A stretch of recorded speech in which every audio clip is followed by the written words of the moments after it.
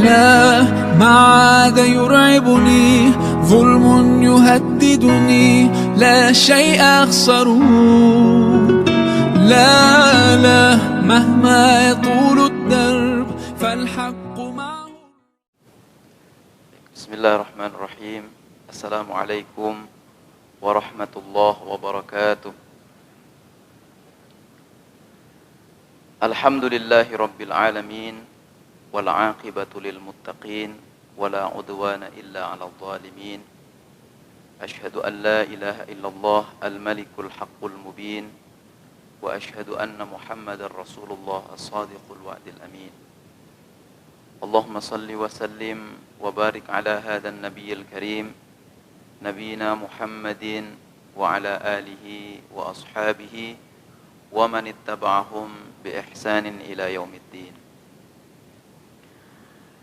Laqad qala Allah Ta'ala fil Qur'anil Karim, a'udzu billahi minasy syaithanir rajim. Bismillahirrahmanirrahim.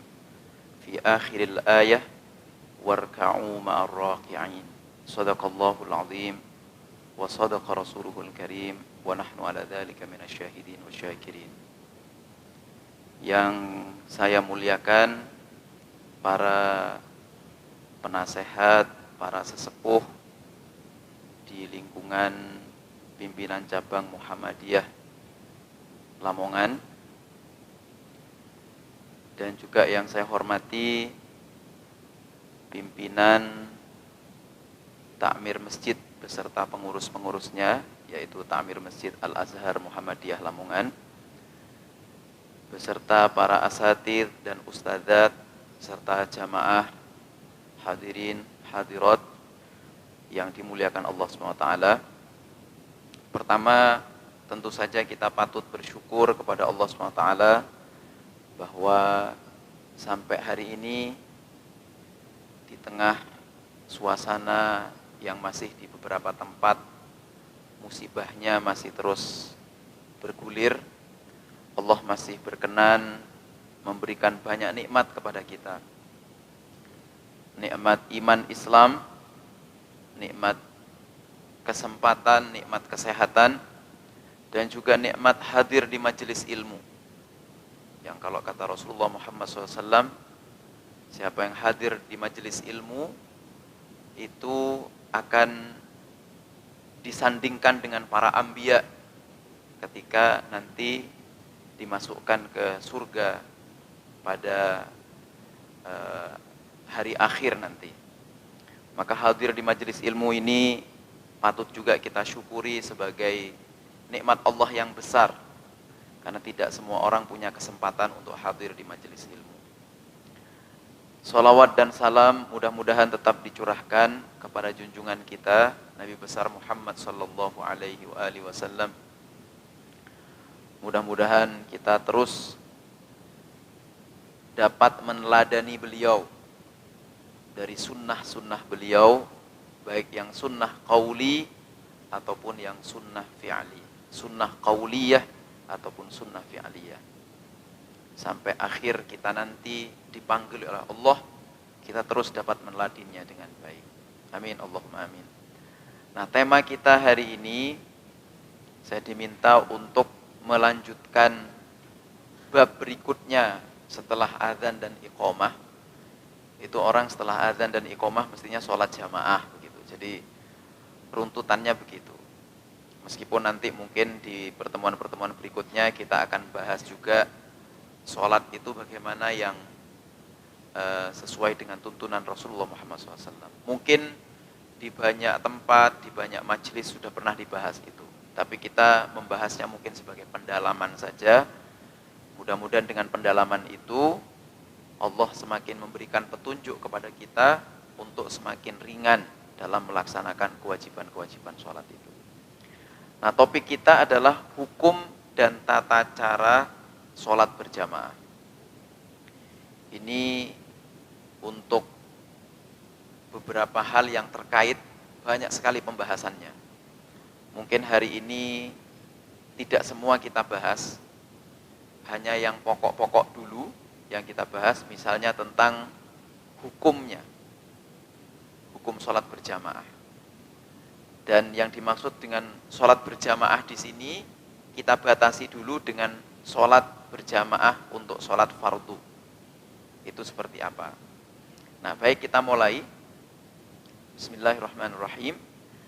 Hukum sholat fardu berjamaah. Nah, para ulama berbeda pendapat tentang hukum mengerjakan sholat fardu secara berjamaah. Pertama, ada yang berpendapat bahwa sholat berjamaah untuk sholat fardu itu hukumnya wajib. Hukumnya fardu ain. Maka kalau tidak mengerjakan sholat jamaah fardu, menurut pendapat ulama yang pertama ini, kita menjadi berdosa kalau tidak berjamaah. Kemudian pendapat yang kedua, ada yang berpendapat para ulama itu bahwa hukum sholat fardu berjamaah itu hukumnya adalah fardu kifayah. Fardu kifayah berarti kalau di sebuah kelompok, di sebuah qaryah, di sebuah kampung, di sebuah kota, di sebuah negara, itu sudah ada yang melaksanakan sholat fardu berjamaah, maka dosa-dosa masyarakat yang lain yang tidak berkesempatan untuk sholat berjamaah fardu, maka itu gugur dengan sendirinya. Nah, ada pendapat ketiga, yaitu ada yang berpendapat bahwa hukumnya sunnah saja. Nanti posisi majelis tarjih bagaimana posisinya? Akan kita lihat.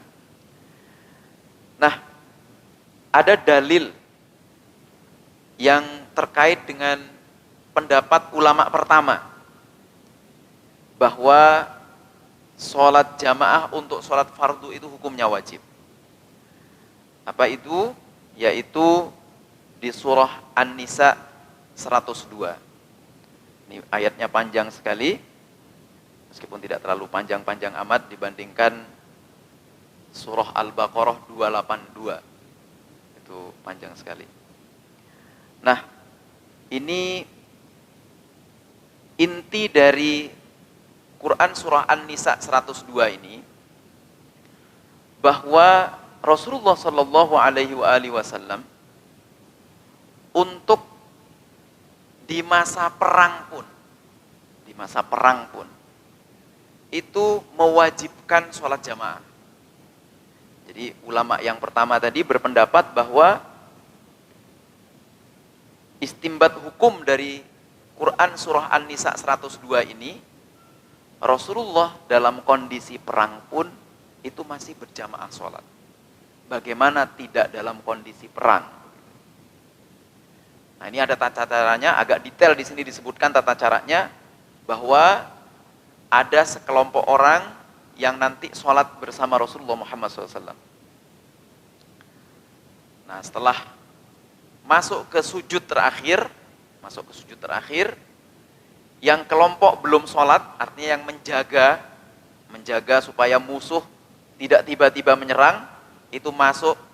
Nah, kemudian yang kelompok pertama salam, baru mundur yang kelompok pertama ini untuk gantian menjaga, dan seterusnya. Nah, sehingga di sini istimbat hukumnya adalah dalam kondisi perang saja Rasulullah itu sholat jamaah untuk sholat fardunya. Bagaimana mungkin di luar perang gitu. Karena itu ulama pertama berdasarkan Quran surah An-Nisa 102 ini menyatakan bahwa sholat fardu berjamaah itu hukumnya wajib. Kemudian yang kedua surah Al-Baqarah ayat 43, yaitu wa aqimus salata wa atuz zakata warka'u ma'ar raki'in. Dan dirikanlah salat, tunaikanlah zakat, dan rukuklah bersama orang-orang yang rukuk. Nah, kata-kata terakhir, kalimat terakhir, warka'u ma'ar raki'in, itu menurut ulama pertama, perintah yang tidak bersyarat ini dikaitkan dengan perintah sholat, yang perintah sholat itu juga wajib, maka warka'u ma'ar raki'in juga dinyatakan wajib. Apa maknanya warka'u ma'ar raki'in? Kalau rukuk bersama orang-orang yang rukuk berarti orang yang rukuk bareng-bareng. Nah, orang yang rukuk bareng-bareng di mana itu kalau bukan di sholat jamaah? Nah, karena itu berdasarkan Quran surah Al-Baqarah 43 ini juga, maka para ulama yang berpendapat hukum sholat jamaah untuk sholat fardu wajib menjadi ada dalilnya. Begitu. Kemudian ada juga hadis riwayat Muslim dari Abu Hurairah, bahwa Abu Hurairah radhiyallahu an qala atan Nabiy sallallahu alaihi wasallam, datang kepada Rasulullah Muhammad SAW rajulun a'ma, seorang laki-laki yang buta, rajulun a'ma. Faqala, laki-laki yang buta ini berkata, ya Rasulullah, wahai Rasulullah, laisa li qaidun yaquduni ilal masjid. Karena orang buta, maka kalau menuju masjid itu mesti ada yang nuntun. Maka dia mengadu ke Rasulullah, ya Rasulullah, saya ini tidak ada yang menuntun untuk ke masjid. Fasa'ala Rasulullah SAW, maka orang ini kemudian bertanya kepada Rasulullah, an yurakhasa lahu, untuk diberikan rukhsah kepadanya. Fayusalliya fi baitihi, apa rukhsahnya? Agar dia diberi izin untuk sholat di rumahnya. Jadi artinya tidak menuju masjid untuk sholat jamaah. Farakhasa lahu, Rasulullah kemudian serta-merta memberikan rukhsah, keringanan untuk orang laki-laki yang buta itu. Falamma walla, ketika orang ini sudah selesai dengan Rasulullah, kemudian berbalik menuju pulang, da'ahu, Rasulullah kemudian memanggilnya kembali. Faqala, dan Rasulullah kemudian bersabda, hal tasma'un nida'a, apakah kamu mendengar azan? Bis salati, ketika salat, artinya nida yang untuk menjadi tanda untuk salat fardu. Faqala, laki-laki yang buta itu berkata, na'am, iya ya Rasulullah. Fa'ajib, maka jamaah sholat itu menjadi wajib untukmu. Nah, tapi untuk hadis yang terakhir ini, meskipun ulama yang berpendapat tadi wajib memegang juga hadis ini, tapi beberapa ulama berbeda pendapat tentang istimbat hukum untuk hadis ini. Bahwa yang dimaksud dengan hadis ini terbatas untuk sholat Jumat katanya. Untuk sholat Jumat. Nah, makanya kemudian di sini sholatnya itu pakai alif lam ma'rifah. Hal tasma'un nida'a bis shalah. Apakah kamu mendengar azan untuk sholat? Nah, as-shalah alif lam ma'rifahnya di situ ada ulama yang menisbahkannya kepada sholat Jumat, sehingga yang dimaksud adalah hanya sholat Jumat di situ yang wajib menurut hadis ini. Tapi ada tadi ulama yang menyatakan wajib, pendapatnya alif lam ma'rifah di sini menunjukkan ini sholat fardu bukan sholat sunnah. Gitu. Jadi taksis keterangannya, kalau yang satu yang tidak mewajibkan sholat jamaah untuk sholat fardu, maka alif lam ma'rifatnya itu menegaskan maknanya adalah untuk sholat Jumat. Sementara kalau yang mewajibkan, ulama yang mewajibkan, alif lam ma'rifahnya itu adalah untuk sholat fardu bukan sholat sunnah. Jadi semakin tegas dengan 3 dalil ini saja, menurut pendapat ulama pertama, bahwa sholat jamaah untuk sholat fardu itu hukumnya wajib. Nah, Bapak Ibu sekalian yang dimuliakan Allah SWT, tapi ada pendapat yang kedua. Seperti tadi dinyatakan, ini saya dahulukan sunnahnya dulu. Kalau tadi di awal itu saya dahulukan fardu kifayahnya dulu. Bagaimana hukum sholat fardu berjamaah? Nah, jadi menurut ulama yang berikut ini adalah pendapatnya sunnah. Jadi istimbat hukum untuk sholat fardu berjamaah itu sunnah. Seperti hadis riwayat Imam Malik yang disitir oleh Imam Syafi'i Juga disebutkan dalam riwayat Imam Bukhari dan Imam Muslim dari Ibnu Umar. Jadi hadisnya sama ini. Beberapa muhadditsun meriwayatkan hadis ini juga. Saya sebutkan beberapa di antaranya di sini, termasuk Imam Syafi'i, Imam Malik juga, lalu Imam Bukhari, Imam Muslim dari Ibnu Umar. Apa itu? Akhbarana Malik, kata Imam Syafi'i. Qala Syafi'i radhiyallahu an, akhbarana Malik. Malik memberi kabar kepada kami, menceritakan kepada kami. An-Nafi' dari Imam Nafi'. Imam Nafi' ini gurunya Imam Malik. Imam Malik gurunya Imam Syafi'i. Ani Ibnu Umar, dari Ibnu Umar. Ini maksudnya Abdullah Ibnu Umar, sahabat Rasulullah Muhammad SAW. Anna Rasulullah SAW, bahasanya Rasulullah Muhammad SAW, qala, bersabda, salatul jama'ati, bahwa salat jamaah itu tafdulu ala salatil fadhi, lebih utama dibandingkan sholat sendirian, bisa ba'in wa ishrina darajatan, yaitu lebih utama 27 derajat.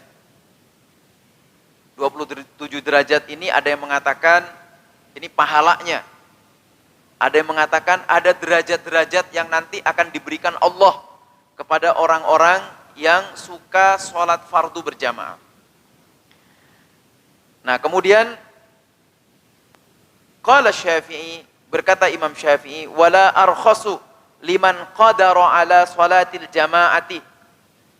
Saya berpendapat bahwa tidak ada keringanan bagi orang yang mampu melaksanakan sholat jamaah. Fi tarki ittiba'iha illa man udhron. Nah, jadi Imam Syafi'i tidak memberikan rukhsah. Jadi sangat-sangat sekali menganjurkan. Kepada siapa? Kepada orang yang mampu untuk sholat berjamaah, sholat fardunya. Nah, tapi kalau ada udzur, itu tidak apa-apa juga, katanya. Jadi menurut pendapat ini, menurut hadis ini, maka sholat fardu berjamaah itu hukumnya sunnah. Hukumnya sunnah saja. Kemudian ada lagi dalil yang lain, yaitu hadis riwayat Imam Bukhari dan Muslim, muttafaqun alaih ini, dari Abu Hurairah, yaitu salatu rajulin fi jama'atin, salat seseorang yang berjamaah, tazidu ala salatihi fi baitihi, itu lebih baik dibandingkan sholatnya di rumahnya.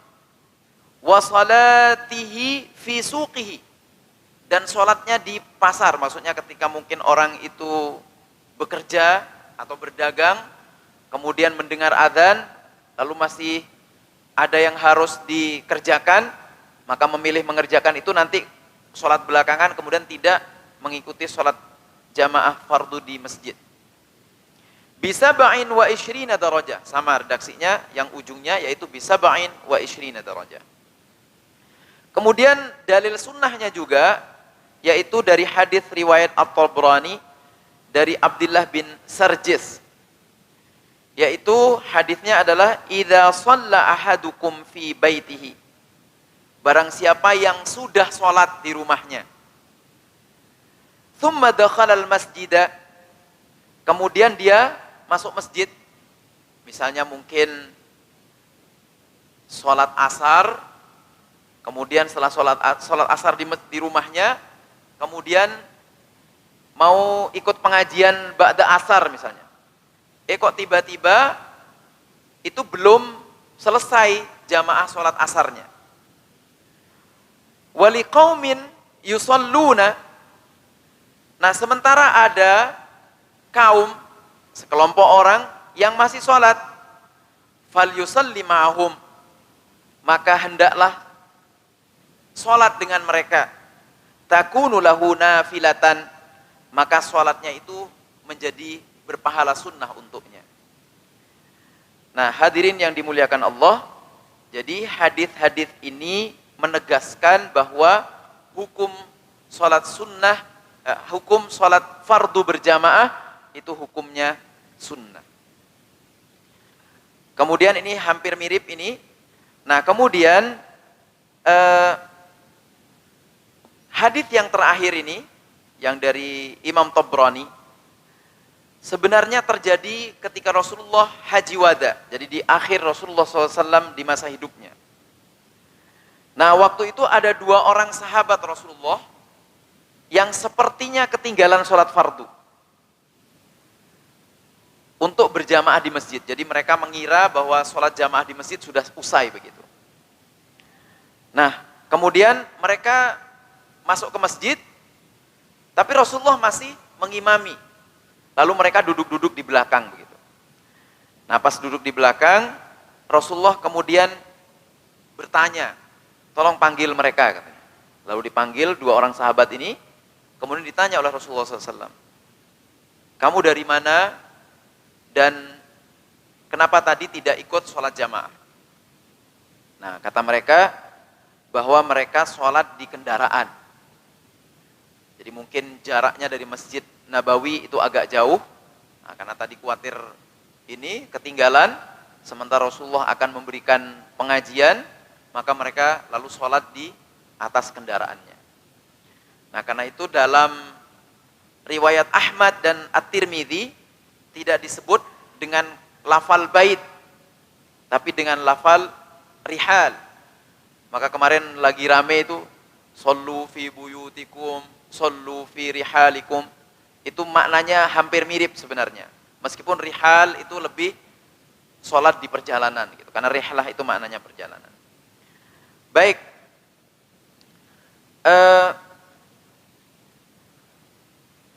jadi kalau begitu sholat sendirian sah enggak ya? Gitu. Jadi melihat dalil-dalil di atas, tanpa adanya kebolehan mengerjakan sholat sendirian. Jadi semua dalil yang dikemukakan, baik yang mewajibkan ataupun mensunnahkan sholat berjamaah, sholat fardu, dapat diambil pengertian, yaitu jalan tengah, bahwa hukum sholat fardu berjamaah adalah fardu kifayah. Nah ini pendapatnya, pendapat tarjih ini. Jadi pendapat tarjih, pendapat himpunan, pendapat majelis tarjih adalah bahwa hukum sholat fardu berjamaah itu hukumnya fardu kifayah. Nah kendati demikian, sholat jamaah harus tetap menjadi perhatian kita semua.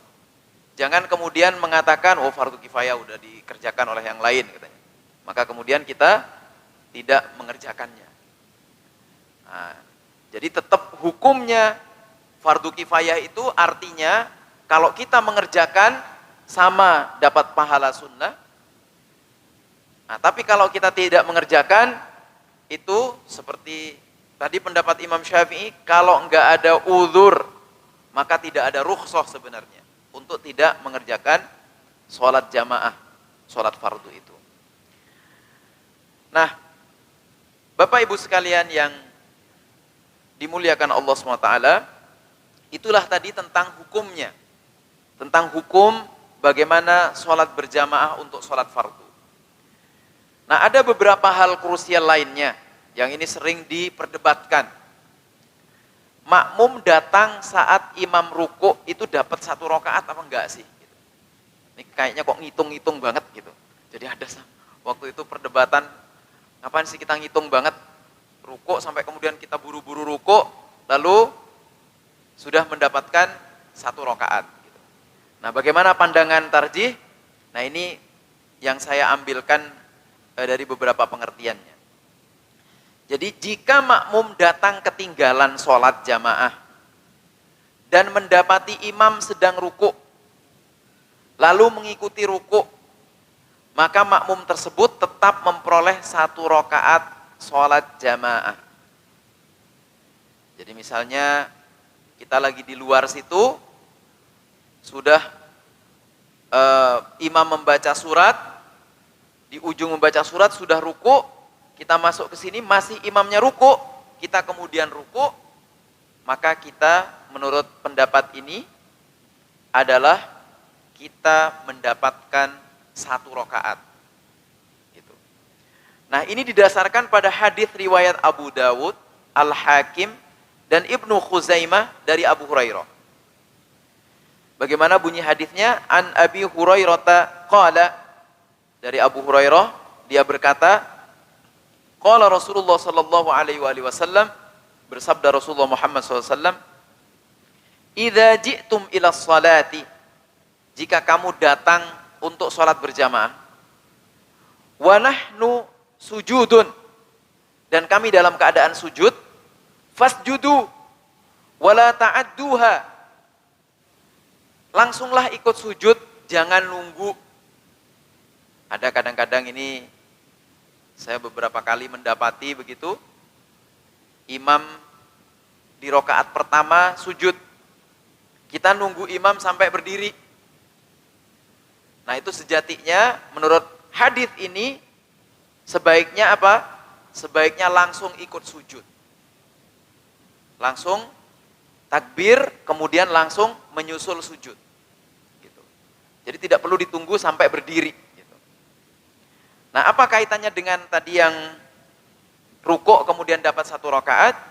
Waman adraka ar-raka'ata faqad adraka as-salata. Barang siapa yang mendapati 1 rukuk, jadi pas rukuk imamnya, faqad adraka as-salata, maka dia dihitung mendapatkan 1 rakaat. Begitu. Nah, kemudian ada lagi hadis riwayat Bukhari dan Muslim dari Abu Hurairah. Masih seperti yang tadi, ini lebih tegas lagi. An Abi Hurairah, dari Abu Hurairah, anna Nabiyya sallallahu alaihi wasallam, bahwasanya Rasulullah Muhammad SAW qala, bersabda, man adraka raka'atan minas salati, barang siapa mendapatkan 1 rakaat dari sholat jamaah, ma'al imam, bersama imam, faqad adraka as-salata, dia dapat 1 rakaat sholat. Rawahul Bukhari wa Muslim. Juga ada hadis riwayat Imam Ad-Daruqutni, wa fi riwayati Ad-Daruqutni alladhi sahahahu Ibnu Hibban, yang disahihkan oleh Ibnu Hibban, yaitu man adraka raka'atan minas salati, barang siapa yang mendapatkan 1 rukuk minas salati, dari salat jamaah, qabla an yuqimal imamu, sebelum imam berdiri lagi i'tidal,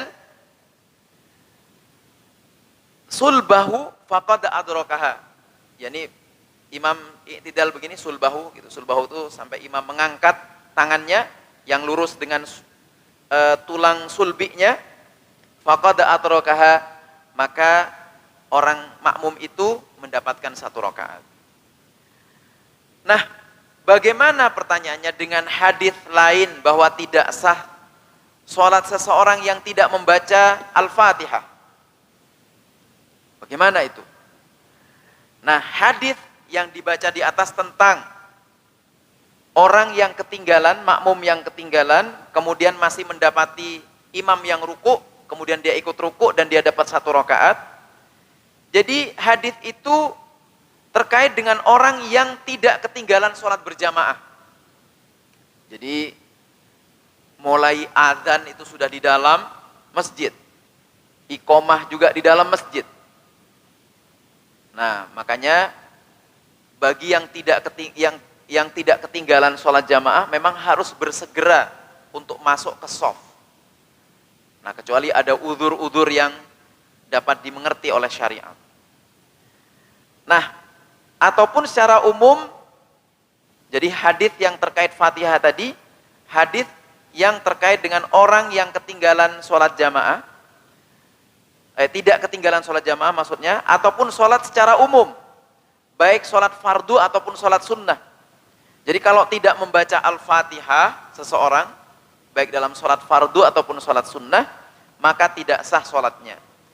Jadi 2 hadis yang isinya beda ini tidak saling bertentangan sejatinya. Nah, hadis di atas yang tentang ruku imam juga menjadi dalil tentang makmum yang tidak sempat membaca Al-Fatihah dalam sholatnya, itu juga tidak masalah. Jadi imam Apa makmum maksud saya? Makmum yang tadi ketinggalan sholatnya kan tidak membaca surah Al-Fatihah. Maka itu tidak masalah. Masih tetap mendapat 1 rakaat. Nah, ada lagi masalah lain. Makmum membaca ayat Al-Quran. Jadi ketika mungkin imam membaca ayat, lalu dia ikut membaca ayat.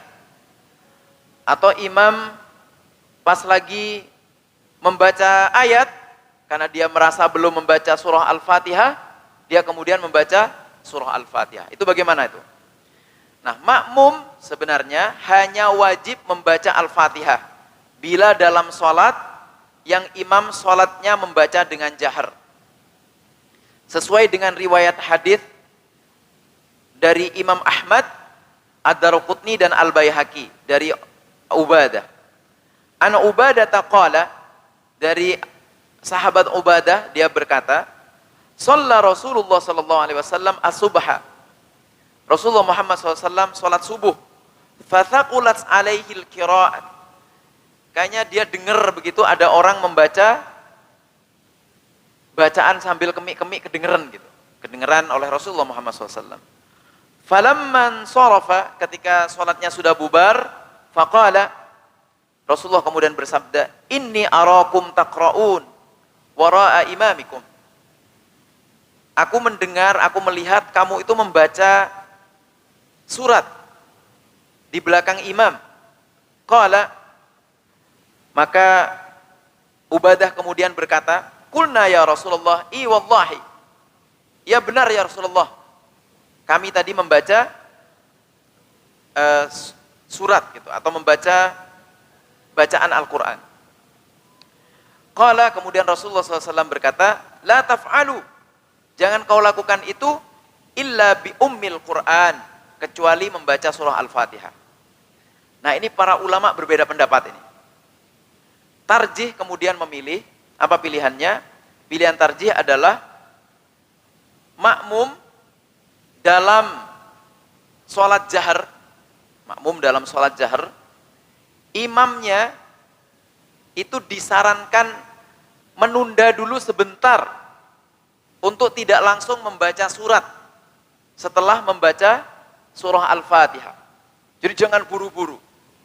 Pertama, hitungannya untuk tumakninah. Yang kedua, mengamalkan hadis ini supaya makmum berkesempatan untuk membaca surah Al-Fatihah. Tapi bagaimana kalau kemudian seperti terlihat ada makmum yang agak terlambat tadi? Imam apakah perlu menunggu makmum itu untuk membaca surah Al-Fatihah? Tidak perlu ditunggu. Jadi makmum yang ketinggalan kena hadis yang sebelumnya tadi yang tentang ruku itu. Bahwa membaca Fatihah itu bagi yang ketinggalan maka sudah dikaitkan dengan imamnya. Nah, tapi bagi yang tidak ketinggalan, maka ini menjadi pengertian imamnya. Bahwa imam jangan langsung membaca surat. Dikasih jeda sedikit. Yang kira-kira untuk membaca surah Al-Fatihah itu selesai begitu. Nah, tapi makmumnya juga jangan terlalu lambat membaca Al-Fatihahnya. Nah, diperkirakan kira-kira seperti selesai dalam hitungan menit begitu. Tapi menitnya jangan sampai 3 menit gitu. 1 menit aja sudah kepanjangan itu. Baik. Nah, makmum membaca ayat Al-Quran, jadi terkait dengan membaca Al-Fatihah dan ayat Al-Quran sebenarnya ada beberapa pendapat.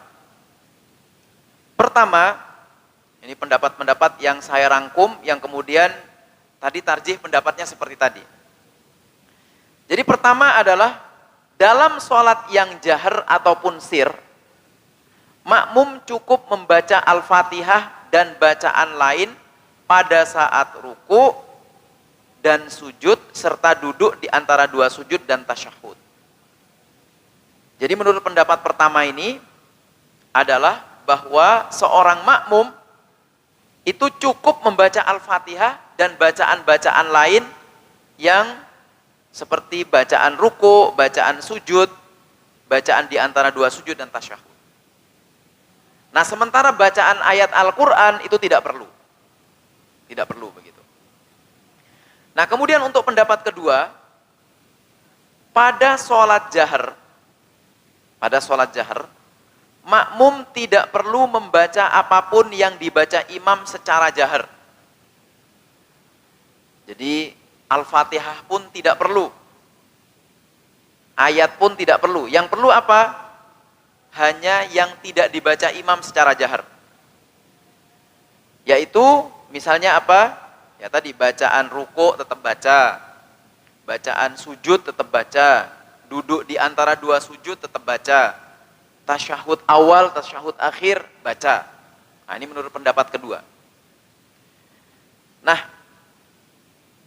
kalau yang pertama, pendapat pertama didasarkan pada hadis yang tadi dibaca dan menjadi dasar dari tarjih tadi. Bahwa cukup membaca Al-Fatihah. Nah, kemudian yang pendapat kedua ini adalah fa idza qara'tal Qur'an fastami'u lahu wa ansitu. Nah, itu didasarkan pada ayat itu. Bahwa kalau dibacakan padamu ayat Al-Quran, maka dengarkanlah dan kamu diam. Nah, tapi kata ulama pendapat pertama, itu kan sebenarnya dalilnya terkait dengan di luar sholat katanya. Kalau di dalam sholat ditaksis oleh hadis-hadis yang tadi. Nah, tapi itulah pendapat kedua begitu. Itulah pendapat kedua. Jadi menurut pendapat kedua, pada sholat yang jahar, makmum tidak perlu membaca apapun yang dibaca imam secara jahar. Gitu. Baik, kemudian yang berikutnya adalah pendapat ketiga. Dalam sholat yang jahar, makmum cukup membaca Al-Fatihah dan bacaan lain pada saat ruku dan sujud serta duduk di antara dua sujud dan tasyahud. Tidak perlu membaca Al-Quran. Ini hampir mirip dengan pendapat pertama. Cuman ada penegasan tidak perlu membaca Al-Quran. Nah, sementara pendapat yang keempat, pada sholat yang jahar, makmum tidak perlu membaca apapun yang dibaca imam. Jadi suruh ngikut aja gitu. Karena katanya percaya kepada imamnya aja. Jadi mulai dari doa iftitah yang sunnah-sunnah sampai yang wajib-wajib itu tidak perlu membaca kalau yang jahar. Jadi misalnya seperti sholat subuh, sholat maghrib, sholat isya, makmum cukup diem saja mendengarkan yang dibaca imam. Tapi bagaimana ya kalau misalnya pas membaca tadi, bacaan ruku, bacaan sujud dan seterusnya, imam kan nggak kedengeran tuh. Nah, kata pendapat keempat ini, sudah yang penting ikut imam aja. Imam mesti mengarah kepada sholat yang benar gitu. Nah, terkait dengan yang keempat ini, oleh karena itu kemudian seorang imam itu dipilih yang paling sepuh dan paling berpengaruh dan paling kira-kira segalanya begitu. Ini menurut pendapat yang keempat. Nah, kemudian menurut pendapat yang kelima, pada sholat sir, sholat yang tidak jelas, bacaan imam artinya dibaca lirih, imamnya membaca lirih, makmum membaca lengkap syarat dan rukun sholat yang dibaca imam. Nah, pada sholat ini, yang pendapat kelima ini semuanya bersepakat. Para ulama tidak ada perbedaan pendapat sejatinya. Yaitu pada sholat yang sir, makmum pun harus membaca seluruh bacaan yang dibaca imam. Mulai dari awal sampai akhir, yang menjadi syarat dan rukunnya sholat begitu. Nah, Bapak Ibu sekalian yang dirahmati Allah SWT, jadi memang kadang di masyarakat itu banyak sekali perbedaan-perbedaan ini tentang bagaimana posisi makmum, bagaimana posisi imam dalam bacaan-bacaan itu. Ada sampai yang berpendapat misalnya terkait dengan 5 pendapat ini, bahwa makmum yang masbuk pun, makmum yang masbuk gitu, itu ketika misalnya sholatnya itu seperti sholat subuh misalnya, seperti sholat subuh. Sholat subuh itu kan tasyahudnya cuman sekali ya. Tasyahudnya cuman sekali. Jadi karena mungkin seperti pendapat yang keempat. Jadi tidak perlu membaca tasyahud. Karena masih ketanggungan imam meskipun dia masbuk gitu. Jadi waktu dia berdiri untuk melaksanakan rakaat yang kedua yang dia ketinggalan itu, dia sudah seperti diam saja, atau ada juga yang berpendapat ya sudah membaca Fatihahnya juga, tapi khusus untuk tasyahud akhir itu nggak perlu membaca. Dan bahkan dianggap tidak ada. Sudah langsung assalamualaikum, kemudian assalamualaikum. Nah, yang mana yang benar? Nah, kalau dalam pendapat-pendapat itu, dalam pendapat-pendapat fikih itu, Muhammadiyah dalam hal ini itu selalu mengacu kepada dalil yang lebih arjah, dalil yang lebih kuat, Karena itu posisi majelis tarjih tadi, pendapatnya adalah seperti pendapat pertama. Karena apa? Karena didasarkan pada hadis yang barusan. Bahwa dalam sholat yang jahar ataupun sir, bukan yang pertama, maksud saya yang ketiga. Dalam sholat yang jahar, makmum cukup membaca Al-Fatihah dan bacaan lain pada saat ruku dan sujud, serta di antara dua sujud dan tasyahud. Nah, cuman memang tidak perlu membaca ayat Al-Quran. Kenapa? Karena yang ayat Al-Quran itu sudah tinggal mendengarkan saja. Karena pun membaca ayat itu hukumnya sunnah saja sebenarnya. Seperti itu mungkin, ini sudah pas sekali dengan waktu sholat Isya. InsyaAllah kita lanjutkan lagi di pertemuan-pertemuan yang akan datang. Mohon maaf bila ada yang kurang dan lebih. Yang baik insyaallah pasti dari Allah SWT, yang buruk itu dari nafsu diri saya sendiri. Hadanallahu wa iyyakum wal afu minkum. Wassalamualaikum warahmatullahi wabarakatuh.